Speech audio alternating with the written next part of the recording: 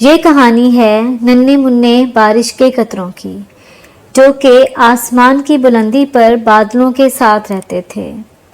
یہ ننھے بارش کے قطرے ہوا کی لہروں کے ساتھ بادلوں پہ اٹکیلیاں کرتے اور ایک دوسرے کے ساتھ کھیلتے کودتے، لیکن ایک چیز جس سے وہ خوفزدہ تھے وہ تھی زمین پر گرنے کا خوف۔ انہیں ہر وقت یہ ڈر رہتا کہ اگر وہ زمین پر گر گئے تو کیا ہوگا۔ بارش کے قطروں کے اس خوف کی وجہ سے لمبے عرصے تک زمین پہ بارش نہ ہو سکی۔ بارش نہ ہونے سے دریاؤں کا پانی خشک ہو گیا۔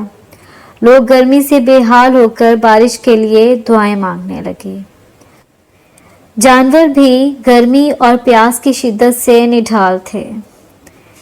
پرندے بھی آسمان کی طرف دیکھ کر دعا کرتے کہ کب بارش ہوگی۔ کھیت کھلیان خشک ہو گئے۔ آسمان پر بادل دکھائی تو دیتے لیکن بنا برسے گزر جاتے۔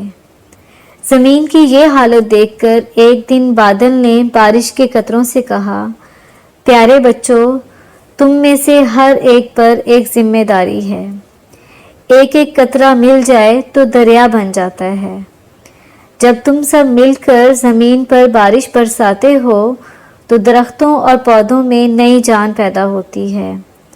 دریاؤں میں پانی کی روانی آ جاتی ہے۔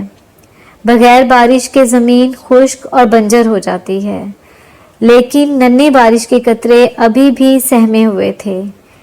بادل نے انہیں بتایا کہ زمین پر ان کا سفر کسی ایڈونچر سے کم نہیں ہوگا۔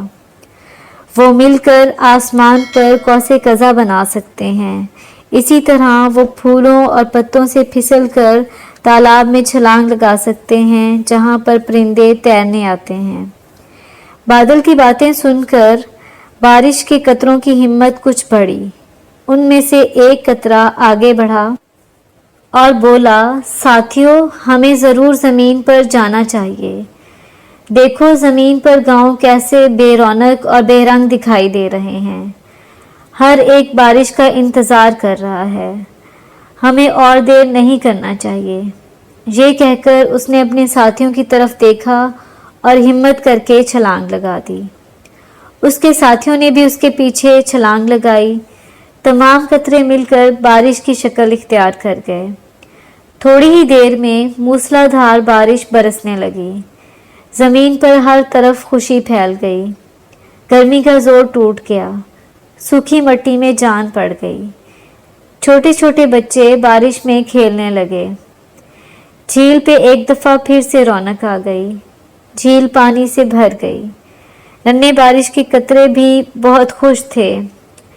انہیں اب پتہ چل گیا تھا کہ وہ زمین کے لیے کس قدر اہم ہیں۔ ان کا سارا خوف اب خوشی میں بدل گیا تھا۔